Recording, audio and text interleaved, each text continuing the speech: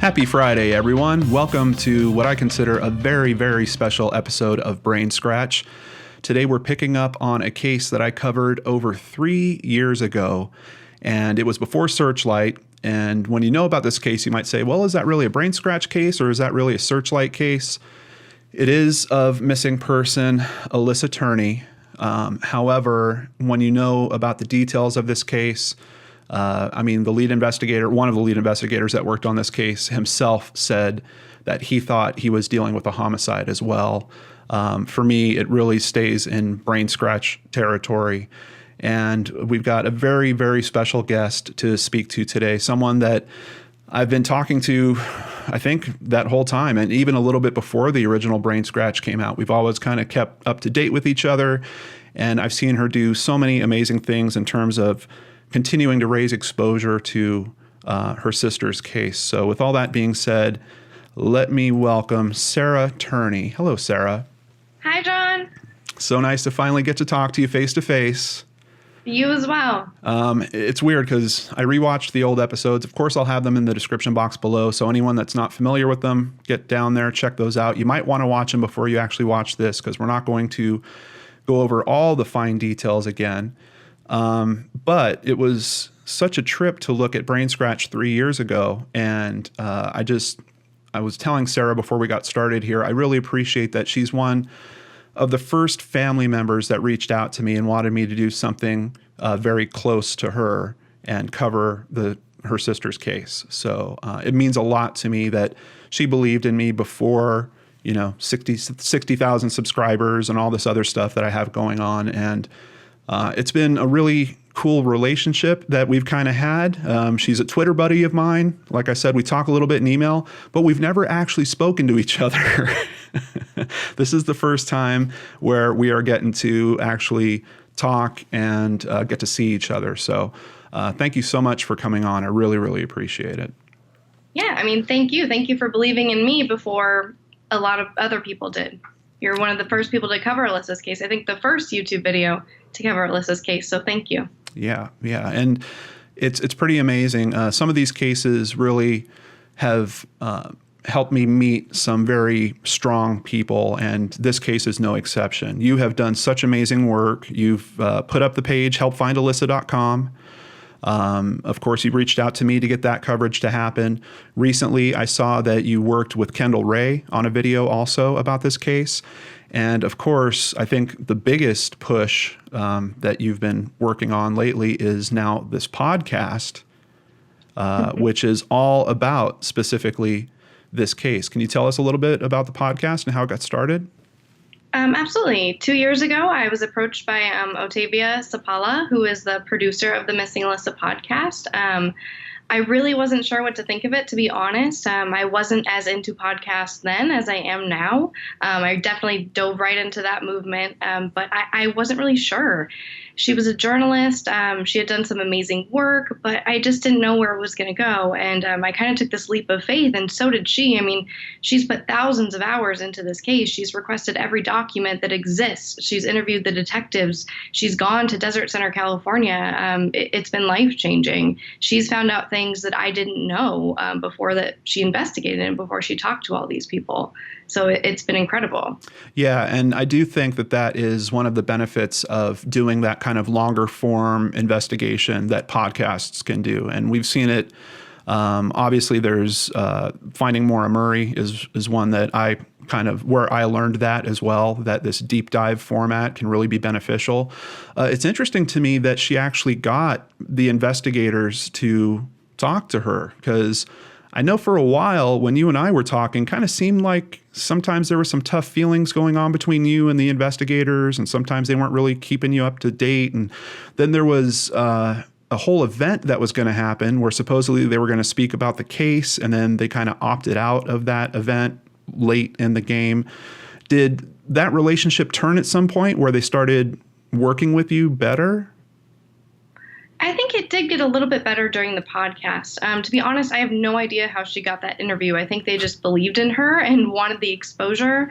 And honestly, a little bit out of the kindness of his heart, I think he did it. But I wish those days where I was fighting with them and not getting answers were back, because now they're not assigned to the case and I'm getting almost no help.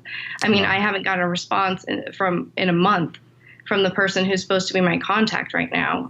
So I wish it was like it was before. Wow. Yeah. That's not good to hear. I was actually going to ask about that. So Sommershoe and Anderson, if I remember correctly, off the case now, and there's a new lead investigator, and so far not so good going with them. What's challenging is they were taken off the case just about a week before my father was released from prison. So I wonder about the motivation there. But there's no real investigator on the case. I'm talking to their supervisor right now, who hasn't necessarily been briefed on the case. When we sit in meetings together, they still bring Sommershoe in, despite him not being assigned to the case, because he's the only one that can speak to it. So I have to conclude that maybe these other officers don't know much about the case. Yeah. So I don't think it's being actively investigated. I have questions. There are things we found out in the podcast that I want them to go after, and they're not responding to me at all. Yeah, that's got to be terrible. And I do imagine that, we're talking about a disappearance that happened in May of 2001. It would probably likely be treated as a cold case at this point. So there might be some type of uptake process where, they have to get it assigned to the next person, and that person has to start at page 1 and try to go through all this again, which has to be frustrating from your point of view, because you're living this day to day, and now there's this kind of whole process that's going to have to restart and go again. But I know you won't give up. If the last 17 years is any sign, I know you're not going to give up. So thankfully we have that. And I just want to say, Otavia, I keep getting her name wrong. Otavia did a really, really good job. I'm very excited to see where she goes from here. I listened to her interview on Crawlspace as well. And I hope that she has the same kind of experience that I did, where at some point in the future, a couple years down the road, she's going to listen back to that stuff and say, oh, wow, I've come a ways, but there was really good structure there to start with. I think she did a really, really good job. And you can tell that she really absorbed a lot of information and used that particularly in what I consider one of the most frustrating podcast episodes I have ever listened to, which we will touch on by the end of this interview as well. So what's been the most difficult aspect for you in terms of raising awareness to this and kind of keeping this pressure on? I mean, how do you deal with this? I think the most frustrating aspect is that now, after I was sat down and told that there will be no search for a body, that they will not prosecute, and that my only chance was media exposure, that now the same people who told me that won't help me get the media exposure. I've had opportunities that I've lost or I could lose because they won't participate. And I think that's the most frustrating part. I mean, I can handle the stress and I can handle the time and I can handle the emotional burden, but it's the only people who are required to help me kind of aren't right now. I mean, I don't want to dismiss them completely because they've been wonderful throughout the years, but that's the toughest part right now, is that we've had this amazing opportunity while more people know about Alissa than ever, and they seem to kind of shut down now while it's really gaining momentum. Right. Yeah. I imagine that they're frustrated as well. I mean, if you look at this case and you really understand this case, I think many of us believe that the answers lie with one particular person, and it's very hard to, honestly, it doesn't seem like your father's ever going to talk. So then what else do you do? Then how else do you go about it? And I think that, over 17 years, Anderson and Sommershoe probably racked their brains thinking every which way, how can we put this together? And obviously they just couldn't find the right pieces. So I understand it, but you make a very good point. If there is a good chance by raising exposure, by applying more pressure on this situation, that maybe that will get someone to talk. Maybe there's someone else that has some piece that hasn't come forward yet. I really wish that they would take that opportunity. So, I mean, absolutely. Their counter to me was they would create this silent witness campaign, and they told me there would be a billboard on every freeway in Phoenix when they told me that they wouldn't prosecute. And that hasn't happened. And now I've created my own campaign and they won't do it. So it's endlessly confusing is what I always say about this. Wow. That's an interesting statement that they won't prosecute. What's the logic behind that? Or what's their reasoning when they tell you that they're not going to ever prosecute? They told me specifically that they need a witness to come forward or they need a body. And then they also told me that they will not search for that body, that I cannot fundraise for that body, that I cannot advocate for that search. So I am essentially on my own to do that. Wow. Yeah, and it's really tough because, I've looked into many cases, many more cases at this point since I first touched on this. And when you do find a body this long after, the amount of evidence that they can recover, it's sometimes a very tough situation unless it was a certain type of act where, bone was chipped or something like that. It could be really, really tough to determine what happened. So I get that. It sounds like their spirit's kind of broken in a way with this case, which is unfortunate because that doesn't do a whole lot for you and the other family members that are waiting for answers. So just to rewind a little bit, and honestly, you and I have never really kind of touched on this. What was Alissa like as a sister? She was mean. To be totally honest, she was so mean to me. But when I look back now, it was fun stuff. I mean, I talk about it on the podcast a little bit, but this time where she dared me to get up on the roof with her and jump off the roof onto our trampoline into the pool. And I'm terrified. I'm 4 years younger than her, and I'm begging her to not make me do it. And I get up on the roof and I do it. And I say, okay, but you cannot double bounce me. You cannot double bounce me. Right. I promise I won't double bounce you. Double bounces me. I fly off the trampoline. I hit the ladder we used to get off the roof, and the wind is knocked out of me. But I've never heard her so concerned. She creaks over on the trampoline, and she's like, Sarah? And I just start screaming. And then she starts like hitting me because I'm going to wake up our dad and get her in trouble. So that's like the perfect picture of our relationship. But I mean, then she like painted my nails sometimes and did my hair, and we played Barbies, and it was very normal. But you guys had a really interesting dynamic, I'm sure, because of the fact that you lost your mother at such a young age. And the two of you kind of had each other to rely on in a way, right? Yeah, absolutely. I mean, she was the only mother I ever knew. And I found out now from friends how much she really was protecting me, how much she would tell them about me and how she couldn't leave home because of me. And in one way, it's heartwarming. The other way, it's heartbreaking. Yeah. So it's tough. But yeah, I mean, she's all I had. So you had her. Who did she have in terms of a maternal figure? Right. No one. No one.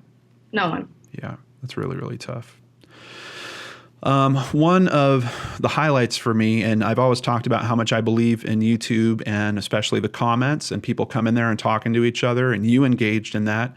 But there was a comment that was left by a relative of yours as well. His name is Nathan Ortberg. He said, Alissa and Sarah are my nieces. Barbara was my sister. Barbara is your mother, of course. What is missing in all that has been released in the information is that my younger sister, Lynette, had spoken with Alissa a few days before, and they had discussed Alissa coming to spend the summer with her. My sister lives in Ontario, California. Alissa had told Lynette that she would think about it and talk with her boyfriend and her dad. This would explain why she would have revealed that she was going to California. I mean, that makes a ton of sense to me. Yeah, it certainly does. And that information is dove into a bit stronger in terms of the podcast, so you can get much more detail. Lynette's even on the podcast, right? I believe just Teresa. So that Teresa. comment, it says Nathan Ortberg, but that's really written by my Aunt Teresa using his account. Oh, okay. Yeah. Gotcha.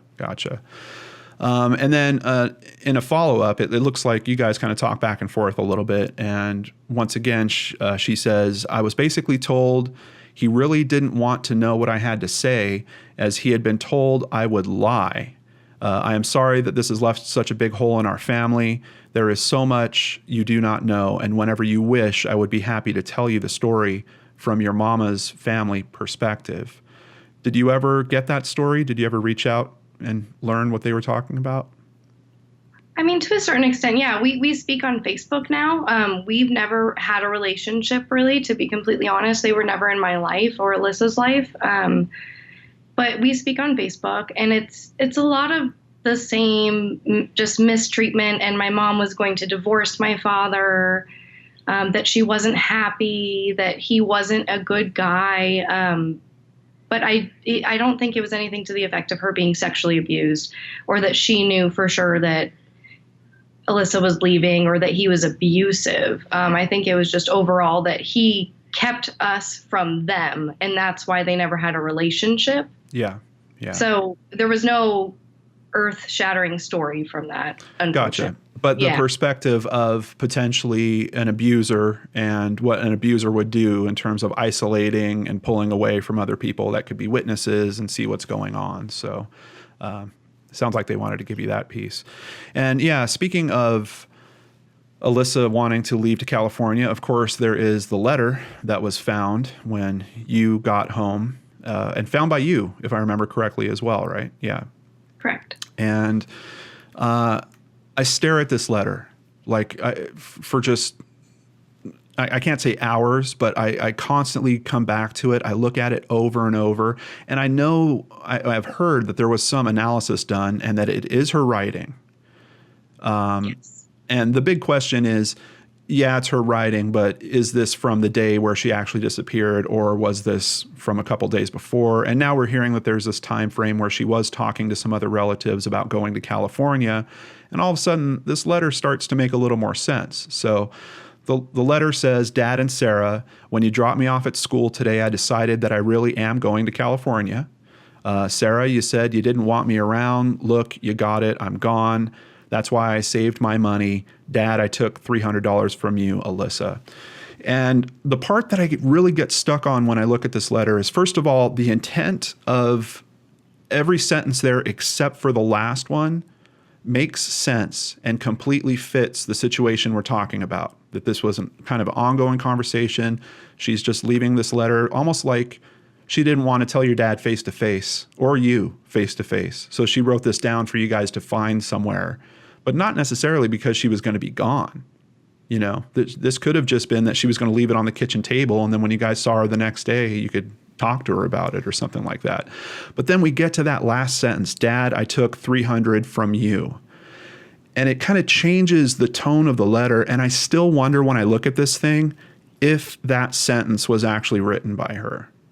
You know, I know that there's been analysts that have looked at it. I know that it matches her handwriting, but that sentence in particular, if you look at this thing, you could chop that sentence off. The rest of it would still be complete, would still make sense, would fit better with the conditions that we understand. Mm-hmm. And when you have that sentence added to it, there's an inflection in there that, oh, this means she's actually leaving because, first of all, she stole money from your father. And if she did something like that, why is she going to leave a letter behind unless she's leaving? So it's almost like I still question it. And even when I look at it, I feel like the other sentences are all written. She had a really strong line for her characters. And I notice this with a lot of females in terms of their writing. They line up their characters sometimes just like it's on lined paper practically. But that last sentence doesn't look right to me. It looks like some of the characters are kind of slipping a little bit off of that line, where every other line above it is like beautiful, just like completely perfect. So I just wanted to tell you about that. It still drives me crazy. I don't know if it's feasible. I don't know if there's other experts that could look at this and say, yeah, that last sentence could have. You know, the other thing is, having all the sentences above it, there's great examples to copy from. Pretty much all the letters that happen in that last sentence also happen in the rest of the letter, except for the $300 and the $sign. And then, of course, her signature, which also doesn't quite fit the lines that she's writing on. It has this really bizarre curve to it. And I've always questioned the fact that in the signature sample that we saw of her, she was using a lowercase a that was enlarged for Alissa. And on this example, we have just a traditional uppercase A, and with no flourish on it at all. I mean, it looks like an A that I would have written, quite honestly. So What do you think about the letter? Do you believe this letter? So I don't believe it was written on the day that we think it was written on, or that it was believed to be written on. Well, and I think your theory is super interesting. I mean, what's the difference between taking $1,800 and taking the extra $300 and taking $2,100? What's the big difference? If you saved all this money, why take $300? And yes, the lines, you're exactly right. I mean, what if that note, the first portion of that note, separate from the I took $300, was written on a separate day? He found that note and made her write the rest. Yeah. I mean, or he wrote it, but yes. I mean, she notoriously had a lowercase a. I remember because I wanted to be just like her. I loved her handwriting and the way she dressed and the way she did her makeup. So that always looked kind of funny to me. I didn't question it at first because I didn't question my dad, and it looked like her handwriting, and I didn't think that much of it. And I was very young, obviously. But now when I look on it, it's super strange. I think there's definitely something funky going on with that letter. Well, and I don't think it would be completely out of character for him to try to force her to write something like this. I mean, you guys have other examples in your life where he's like made people sign contracts and like, you know, all kinds of very strange things for a typical family unit to do. So for him to sit her down and say, hey, write this, doesn't seem like it's completely from left field for you. No, I mean, he could have completely done that. Yeah. I mean, you're absolutely right. He made her sign those horrendous contracts. It's extremely strange. Yeah. Yeah. So I don't want to go through the complete events of the day she went missing, but just to give a quick recap to anyone that didn't understand this case, the basic story is it was her last day of her junior year. It was already a short day at school, but Michael, her father, went and took her out of school early. They went and had lunch somewhere, and then the story is they went home, and then he leaves to go shopping. At some point, goes to pick you up, and I know there seems to be a little bit of discrepancy, but I think we can agree on the fact you were at a kind of a water park for, what was it, graduating 8th grade or? So, yeah, the last day of 7th grade. Last day of 7th grade. And then he was supposed to pick you up, but he didn't. You wound up walking to a friend's home, hanging out there, and eventually he came and got you from there. But that was probably somewhere between 7 and 8 p.m.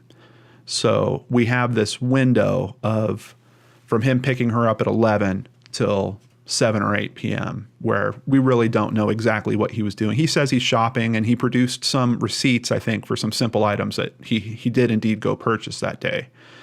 But then he takes you home, and you're the one to discover her phone in her bedroom and this note that's left, and her backpack's missing, but none of her clothes are really missing. And it looks like the contents of her backpack have been emptied.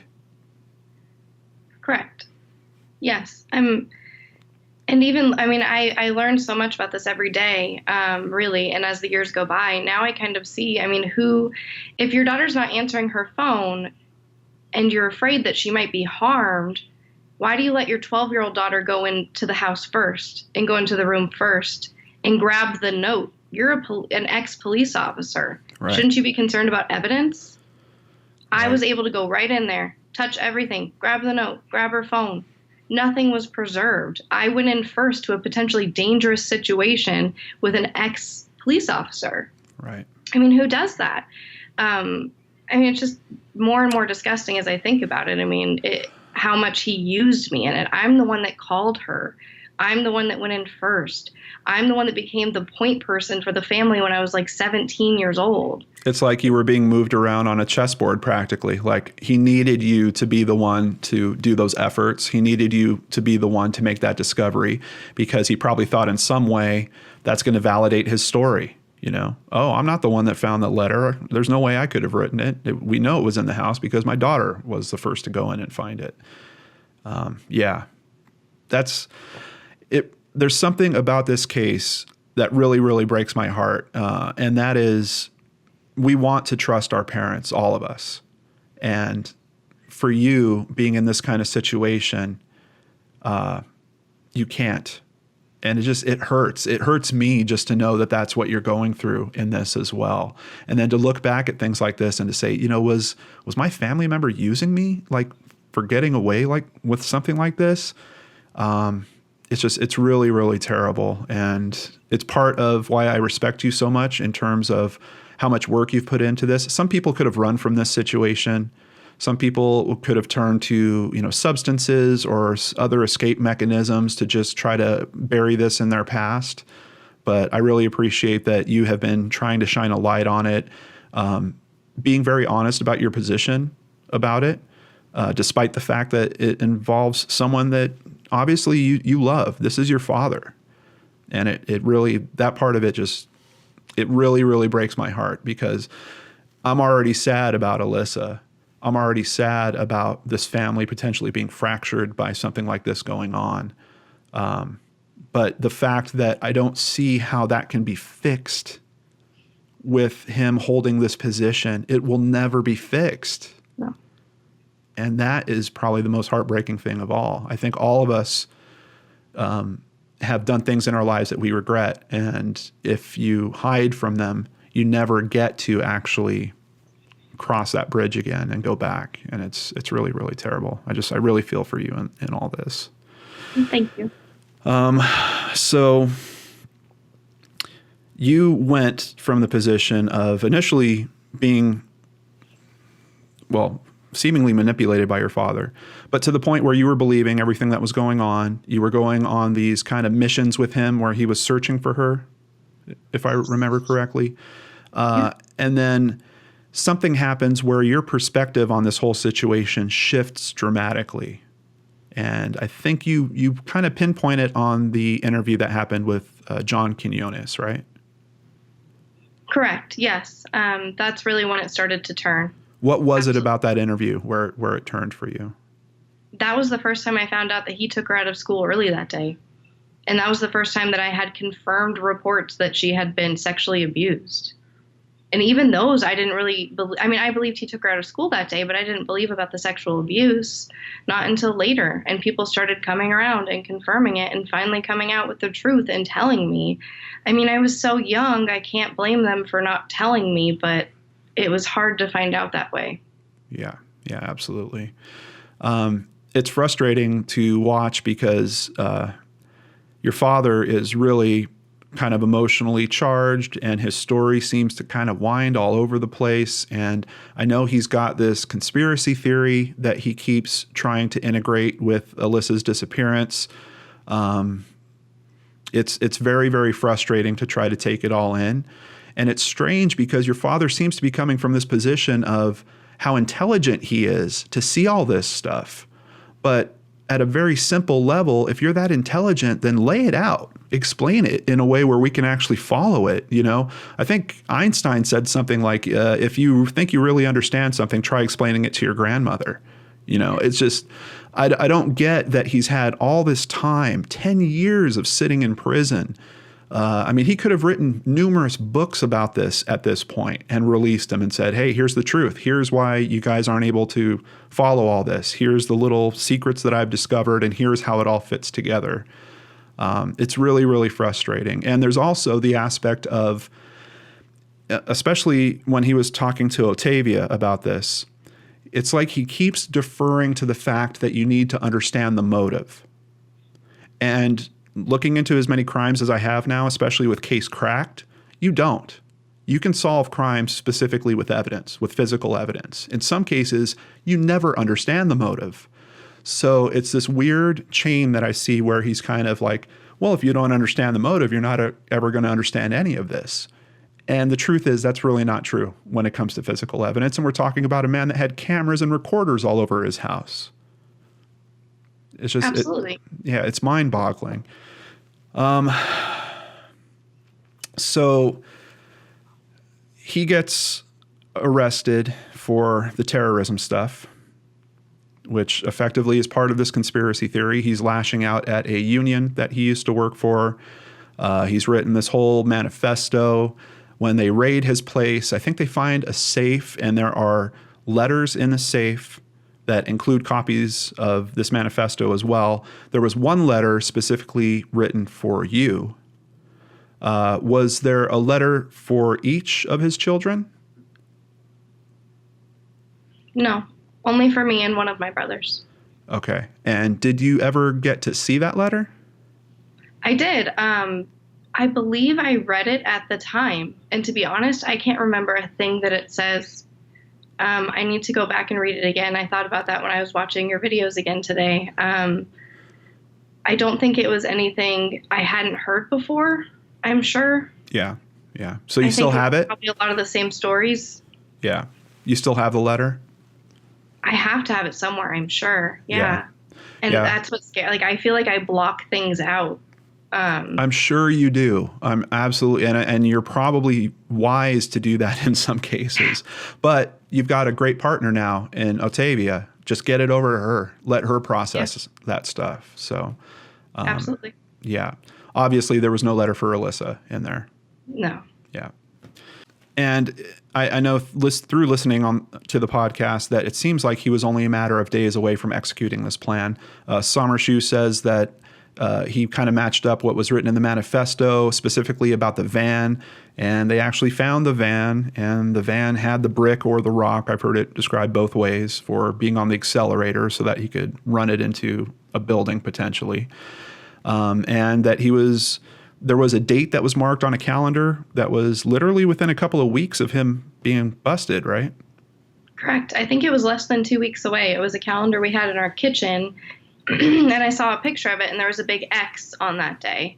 Yeah. And what's interesting about the van is that my friend and my father let my 16-year-old best friend move in with me when I was 16, and we would go out into the van and smoke cigarettes. Mm-hmm. So that's crazy to me now to think of that. I don't know if they were in there, if we didn't see them. Right. I know there was supposedly a lot of newspaper in there too. Right. But that was my friend's childhood van. My dad bought that from her mom. And how long ago, or how long before that had he purchased it? Not that long. I mean, probably within the year. He fixed up a van for her that she then, because he was a nice guy. It seemed like he was so nice. He fixed up her van, bought her old crappy van, said he would fix that up too and find a use for it. Wow. Yeah. And he claims that the whole manifesto that he had written up about doing all this was fictional, and it was for a book that he was writing. But there was copies of the manifesto with these personal letters that were left in his safe. And did you know him at all to ever write fiction? Not write fiction specifically, but I knew that he was writing some type of memoir. Because he was typing on the computer a lot. He was doing lots of legal documents, because I would help him with technical stuff. So I'd always see him just in Microsoft Word is where he lived. Yeah. And I knew he was writing something about his life, but I didn't care. I'd heard all of his stories, 1,000 times. I was a teenager. I didn't care about how he grew up poor in West Phoenix and had to move a lot. Right. I wasn't interested. I mean, I wish I was. If I could go back, I would have paid so much more attention. But even in that case, you're talking about a true life account that he's writing. It's not the same as, I'm trying to be the next Tom Clancy, or, I'm writing a spy thriller or something along those lines. Correct. No fiction. Okay. So he winds up pleading guilty. And despite those comments that he still stands by, that the manifesto is fictional, the pipe bombs weren't really all that dangerous because they were encased in plastic, and that they were really just to scare people with the sound of them or something along those lines. He serves 10 years. But even that in itself, I get the sense that this guy has quite a bit of pride, and for him to think that he's in the right about this being fictional and those bombs really were more like fireworks or whatever he thought, but then for him to plead guilty and to take 10 years for that, it either seems completely out of character, or he knew that he was just absolutely nailed. There was nothing else he could do. But even in that case, it's showing that he's either deceiving other people intentionally or deceiving himself as well. When you were growing up in this environment, did you notice patterns of him lying at all? I mean, I think as I became a teenager, I definitely realized, I thought he was definitely a hypocrite. Yeah. And I'm trying to think of specific instances of lying. I mean, not a ton. We didn't interact on a great level. And and he gave me whatever I wanted. So there was no reason to lie to me. Yeah, that's a really good point. Alissa never opened up to you about the fact that he was covering things up or lying or? No. I mean, she always called him, mean words and said that she didn't like him. But nothing that specific, no. Speaking of which, is it okay if I drop in that video that you sent me of you guys out walking on the path? Okay. So yeah, I know. It's so, that video is so gross. It's weird on many levels. So here, let's all take a look at that real quick. Hit the red button. What? Hit the red button now. I don't want to. How do I record? Hit the red button now. I'm recording. Dad! Dad! Dad's a pervert.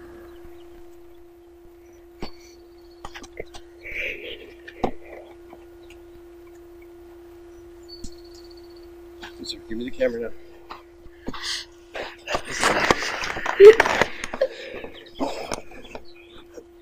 And you're still recording. And Alissa is stupid moron. Alissa's a stupid moron. So several very bizarre things going on with that video, but tell me what you think about that video. And did you post this? I did post this. Okay. I wanted to get it out there and I didn't know how to do it. And I wanted to do it right then and there because I was so hyped up about it. I mean, I sent it to half my family and Octavia and everybody right away. But it's extremely disturbing. I mean, I was just transferring a home video from VHS to DVD and I saw it and I heard it. And I think it was a cry for help, whether she knew it or not. Obviously, I didn't know. I'm oblivious in the video like I was most of my childhood. But I think it's a cry for help. And his reaction is completely inappropriate. It's gross. Yeah, it is. It seems like he's nervous that the camera's on during this conversation. The throwing the shoe thing is really bizarre. Do you have other memories of her specifically calling him a pervert? No, not a pervert, but I mean, she was mature in content.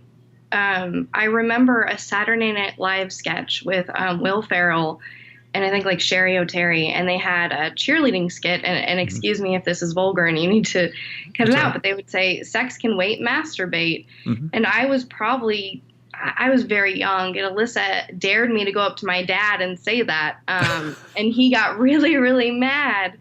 But now just right now I'm realizing like how it was probably really mature for her and extremely inappropriate. I mean, she was probably 13 years old. Yeah. Oh, yeah. What did your family say about that footage when you showed it or when you sent it around? They say the same thing they always say is, yep, it's gross. Yep. I mean, they don't have much of a reaction these days. It's to the point where I just don't really send much anymore. So clearly you believe that he was inappropriate with her. Are all the siblings kind of how many siblings are there? I mean, with Alissa included, of course, there's 5. I mean, 6 of us all together. I have 5 siblings. Yeah. So out of the 6, does everyone believe that he did these things? Everyone. Everyone does. Okay. Wow. So we go through the 10 years, and in that 10 years is when we finally meet each other. We do the episode of BrainScratch, and it sounds like 2017 is so far away. We don't have to worry. Hopefully the police are going to get this all solved before he gets released. But the time comes, no other charges come up, and he does get released. Can you tell us about the first time that you saw your dad after he was released? I can. I met up with him. It was a few months later. I said that I wanted to air everything out and I wanted to talk to him. I wanted him outside of a prison phone line that was recorded. I wanted him in an environment where he felt a little more safe. I didn't think that he would confess. I still don't think he'll confess, but I thought he might slip, and he did. And he said some horrendous things. And he was extremely aggressive and tried to intimidate me and tried to emotionally manipulate me and tried to do everything that I thought he would. But I was ready for that. I mean, we were across a very small Starbucks table that's, I don't know, 2 feet wide maybe. And he leans forward and gets real close to me. And at first I want to lean back, and then I lean in, and I wouldn't take it. I wasn't afraid of him. Yeah. So that was really refreshing. But he said some really disgusting things. I mean, he basically confessed, said he would confess. Be there at the deathbed, sir, and I'll give you all the honest answers you want to hear. Why don't you give them to me now? Because you got them now.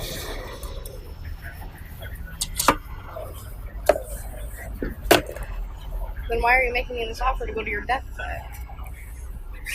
I don't know, Sarah. What are you looking for? He told me that I could find all the answers I wanted on his deathbed, and he also said that he would confess to everything if he was given lethal injection within 10 days from the state. That's very different from how he described it on the podcast, and that is the most frustrating episode of a podcast I've ever listened to. Just let me be completely clear about that. And it's mainly so frustrating because of him, because he's doing the same things to Ottavia that you're explaining. He's trying to intimidate her. He's constantly challenging her intelligence, or not even challenging it. At some points, he's just saying that she's stupid. It's super insulting. And he's dancing all over topics. She's asking some very direct, strong questions. And then he hides behind this mechanism. And I kept seeing this mechanism over and over of him. Oh, well, do you know about this thing from 1979? Well, then you don't know anything. And once again, he's hiding behind this super motive, super theory of his. Very, very frustrating. But even when it gets to the conversation where he's talking about how he spoke to you at the coffee shop, he makes it sound like, it sounds like he's rewriting history. He's saying that it was more of a hypothetical situation he was talking to you about, that it was specifically about him trying to address your anger with him, and that he was asking you, what do you want me to do? Do you want me to admit to this and the way he says it, he says, do you want me to admit to this and then have them kill me 10 days later with a lethal injection? But you're saying, no. He actually said that he would admit it if they would end his life. Mm-hmm. No, he said it directly. And then I told him, sure, let's do it. And he was really upset. Well, not really upset, but he was kind of taken aback by that. Yeah. And that was kind of a guilty pleasure moment for me. Yeah, I wanted I'm sure. him to know. Like, I would rather you do that. Yeah. I would absolutely take that option in a heartbeat. Well, and in this kind of bizarre way, it's what I think we're all asking for him to do, is just to man up to all this. I mean, the fact of the matter is, if you boil this down and you roll time back and you look at this, okay, he's inappropriate with his daughter. And not that there's any excuse for that. There's never any excuse for that. But look at what happened. Guy loses his wife. Things get strange. He's inappropriate. He lets things go into a bizarre direction they should have never have gone. But then when it seems like there's some fear of that coming out, like her potentially going to live with other family members, or her eventually graduating and moving out on her own and starting her own life. I mean, at this point, she's already starting to show that she can take care of herself. She's got a job. She's making money.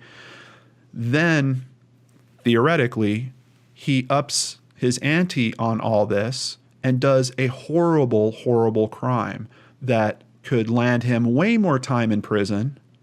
I mean, who knows if he would have even faced any prison time if it came out before she actually disappeared.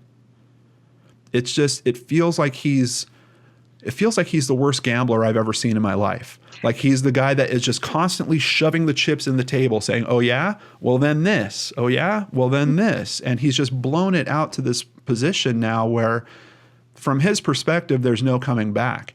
The truth is, he can come back. It's as simple as being honest. And it's as simple as just confessing to what he did. But it seems like he won't do that because he's got this kind of character built up that he believes in terms of who he is. This good guy that has been hampered by these conspiracy theories that he was trying to expose, and these other people that are keeping him down. It's so frustrating because It's like you're watching someone that is so self-destructive and it's hurting the people around him so badly, and he just won't change. Despite you saying something like that, hey, Dad, yeah, I would rather have you off this planet to have that truth. And he still, and he still won't change. He still won't go the other direction on it. It's crazy. It's crazy. No. I mean, he doesn't love his children. So why would he do that for us? Why would he sacrifice himself in any way for us? It's clear that he does love himself above everything else. Yes. That is ultimately clear. And in terms of really being in a family and loving other people, obviously that's not how you would do it, particularly with your children. What is interesting is through that whole episode of the podcast where she's interviewing him, he does seem to hold you in a completely different regard. I mean, he's basically bashing Alissa through the whole thing, talking about, how she wasn't smart and she had all these problems in terms of her school, despite whatever other information is thrown his way. He just keeps coming back to it. She was this troublemaker. She's doing drugs. She's running off with boys. She's going to get tattoos all over. And I mean, just absolutely assuming the absolute worst out of her.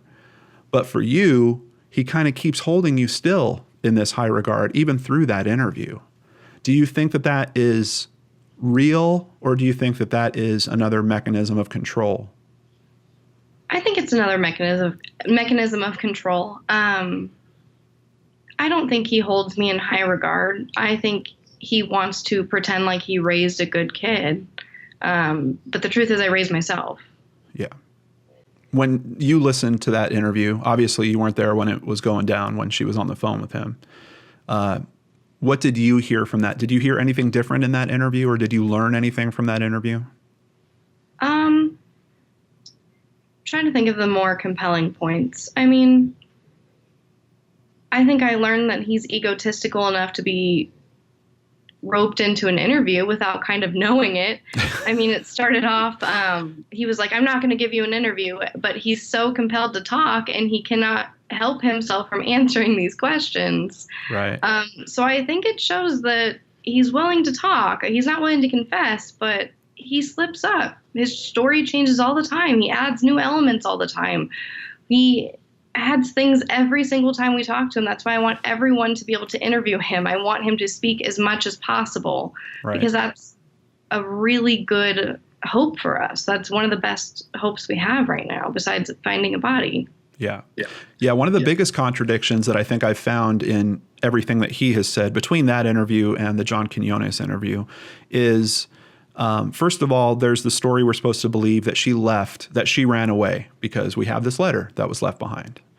But then he's got this other story about the guys from the union and them telling him that they killed her and that they buried her in Desert Center, and that he got in a shootout with them and then he wound up killing one of them. You've got this like action movie thing that just kind of comes out of him in terms of that side. But those two stories cannot possibly fit together.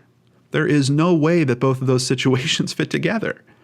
So even in terms of his own words, there's trouble just trying to understand what his point of view is in this case. Do you know if he's done anything to supposedly take up the search for Alissa since he's been out of prison? No, not at all. He never asked for the status of the case. He never asked to be in contact with the detectives. Yeah. When he spoke with Octavia, he said that he wanted to get back to the search for her. And that was really the first mention I've heard of it since he's been out of prison. Wow. Yeah. And even that felt like a little footnote at the end. Like he was like, oh, wow, this last hour hasn't been going great. By the way, thanks for raising awareness to my missing daughter's case, even if it's at my expense. I mean, right. The missing daughter that he also belittled in the same interview, saying that she was stupid and sexually promiscuous. Yes, for an hour. Yeah. Mm-hmm. Crazy. So do you think that you're going to learn the truth on his deathbed? No. Yeah. I think there's something about the embarrassment, that he's just too embarrassed about what caused him to do all this, about where the road started. I think he's more embarrassed about that than what he has done since in terms of trying to cover it up. Absolutely. I was surprised to hear that it sounds like one of his concerns was that he wouldn't be able to visit, and I'm not sure if it was his grandchildren or his nephews, because it sounds like he said both at different parts. But is he visiting with his grandchildren? He is. He is. And these are your children of your siblings, obviously. Yes. So despite the fact that this has happened, they're still letting him come around the family, and he's still... How do you feel about that? I hate it. I hate every second of it. I don't think he should be around any children, let alone children I love. Yeah. I think it's risky because this is a man that admitted, even in that interview, that he's been suicidal for decades. If you listen to the context of just his emotional pattern that is happening in that interview, this is a guy that might have rage issues. He definitely can't control his temper very well. He shows that he is lashing out constantly in that interview. I'm thankful they were on the phone.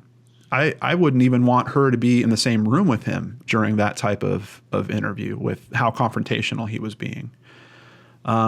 Do you argue with your siblings about this at all? Or do you tell them that you don't agree with him being around the children? Or I tell them I don't agree. We have different opinions. Yeah. And I know, are you a mother? I am not a mother, no. Okay. So yeah, I know that that's going to give you a pretty different perspective. They might be thinking of it from their children's point of view, and this is their grandfather. And unfortunately, they don't have a grandmother, so at least on that side. So I think I understand why that kind of stuff might be happening, but I would seriously listen to that interview. I'd make sure they listen to that interview and really, really think twice about it, because this is a guy, just from his own words, that's admitting he's dealing with some serious, serious psychological problems.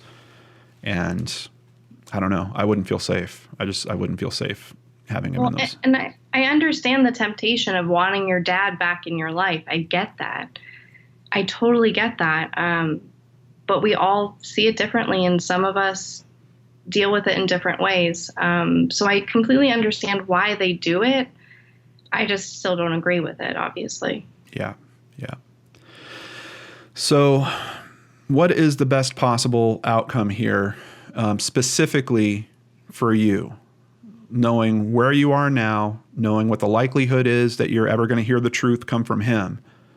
What are you hoping for? Where do you see things going in the future of this case? Sure.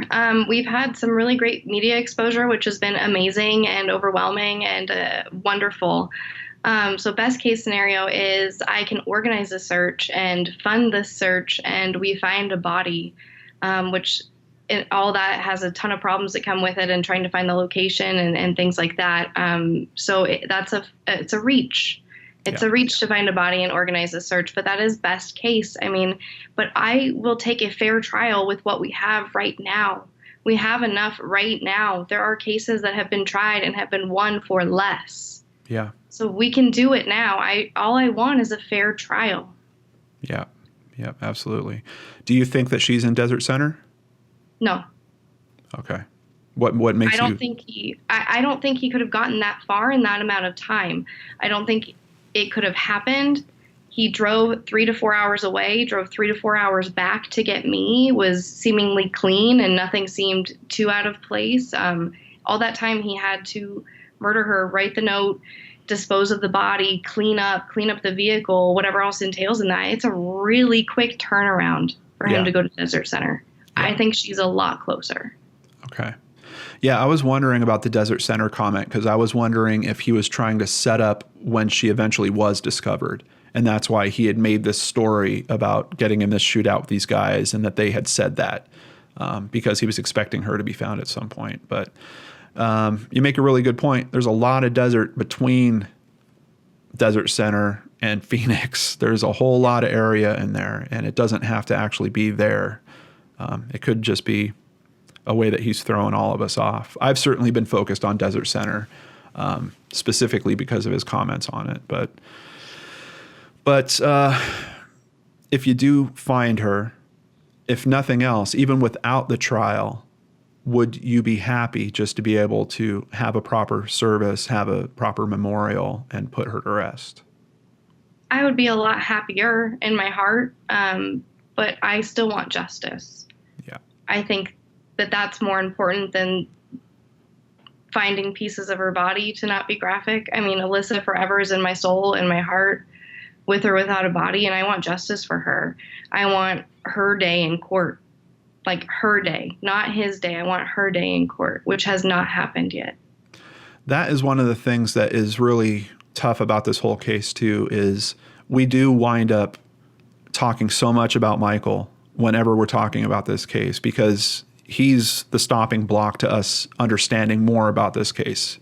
Even if you're of the mind that he's not involved in some way, even if that's your belief out there, there's key information that he had access to, in particular with knowing that the house was under surveillance the day that she disappeared. He said that he saw the tapes, but there was nothing on the tapes, so he didn't show them to anyone else. Well, that's kind of silly. The podcast makes a great point about, well, what about knowing what she was wearing, knowing did someone come to pick her up, who did she leave with, all those kind of things. But so much of this coverage winds up being about Michael, and I think that's part of why he didn't mind picking up the phone and talking to Ottavia. I think that's part of why it is easy to get him to talk. There's something in his personality where he wants that attention. Even if you look at this whole super theory about the conspiracies that he's woven together, it's all in this kind of, if it is a fantasy, this fantasy where he's the hero. He's this good guy, just facing all these incredible odds. So there is, I think, a crack that we could see in his personality where potentially someone in the right situation might be able to shake some information loose, might be able to get that little piece to finally fall out. But what is clear to me is one of the most important things to him right now is spending time with the family. And of course, I would never ask for you to ask them to make that a leverage point in terms of the relationship. You would not want to do that to the children. But boy, there's this little part of me that wishes just like, just find out whatever this guy's feeding on and don't give it to him, and leave him hang out to dry for a bit and see if we can get him to come back to being a human, because it feels like he's a character at this point. It doesn't even feel like a real person. No, and that's how it feels to me too. And I mean, they almost counteract it. They tell him if he does media interviews that he won't be able to see the grandkids. Right. So it's working against me. Yeah. But you still love him. You still get together on holidays with them and stuff. Yeah, we get together on holidays. It's known that my father can't be there. He's not at birthdays or holidays. They know I won't show up. Yeah. So they do choose me over him, of course. They're still very loving. Yeah. Good. That's really good to hear. So in terms of getting this effort to possibly put a search together, is there any place where we can help with that? Is there a GoFundMe running or anything along those lines? There's no GoFundMe right now. I've never asked people for money. I want to make sure that I can tell them exactly where we're going to look, with exactly what team and what resources, so they know what they're giving to, because I'm very sensitive to that fact. Mm-hmm. So I'm still kind of researching where to get a cadaver dog and how to do things like that. Unfortunately, the police don't have a lot of resources, so I have to depend on private groups, which are hard to scout out. Yeah. So I'm in that process now. I do have a few people that have watched some videos or heard the podcast that have offered to help me organize it. There's one woman who, forgive me if I say her title the wrong way, I believe she's a preacher, who's willing to help me. And there's a 17-year-old girl that is running a whole campaign for Alissa and has her photo taped on her mirror. I could cry right now. So people have come out and they want to help, and it's incredible. So we're not there yet, but stay tuned. We're trying to get there. Yeah, absolutely. And as soon as you have that info, please send it our way. And of course, I'll share it with everyone else out there. So is there anything that you want to say to anyone in particular before we sign off here today? I just want to say thank you to everyone who cares and everyone who watches this video or follows me on Twitter or watches the Kendall Rae video or follows us on Instagram, everywhere. Thank you for caring and thank you for sharing. And the support has been overwhelming and amazing. And please continue to use hashtag Justice for Alissa. That's the movement we're trying to start. I need you to help me convince the prosecutor's office that this needs to go to trial. That's all we want is a fair trial. So thank you, and please continue to help. All right. Thank you so much for your time here, Sarah. And please don't be a stranger. I know you haven't been for the past 3 years. I hope that continues well into the future. And honestly, I can't wait for the day where I can do an episode of Case Cracked and say, we know where Alissa is and we know who's responsible and they're being held accountable. So know that there's a lot of us out here that are waiting for that with you. Thank you, John. You got it. Thank you. Take care. I'll be right back with you. I told you guys, very special episode. It is one of the toughest cases I've looked into to date. It's definitely one of the cases I want to see solved the most. My heart just breaks because of all the fracturing that's happening in this and all the family that's being hurt around this. And it's simply just, it looks so easy to me to just say, come clean. Just kind of man up. Just admit to what you did, and let's find a way through this. Let's find a way, even at your own expense. Let's find a way to pull the rest of your family through this and to let them have what they need, instead of making yourself the hero or the star or the whatever you think you've built yourself up to. It just blows my mind because I don't know that he really understands what the public perception of this case is. I think he's just got this story that he is sticking to, that he's happy with for himself, even if no one else in the world believes him. It just really blows my mind. Before we close today's episode, I do just want to give one special thank you very quickly to someone that is now supporting the channel via PayPal, and her name is Brittany Becker. Thank you so much, Brittany. I really, really appreciate it. If you want to help support the channel through PayPal, through Patreon, or buying Lord and Arts merchandise, you can do all that over at www.lordandarts.com. Also, keep in mind, Crime After Crime coming very soon. There's a link in the description box below. Be sure you don't miss that. I also just wanted to let everyone know I have not given up on the comment reviews. It's just this week with these interviews, they're very intensive, and the comment reviews will be back next week. So that's what's going on with those. But thank you so much, everyone. Take care. I hope you have a wonderful weekend. Come back here on Monday for more on the Lord and Arts channel.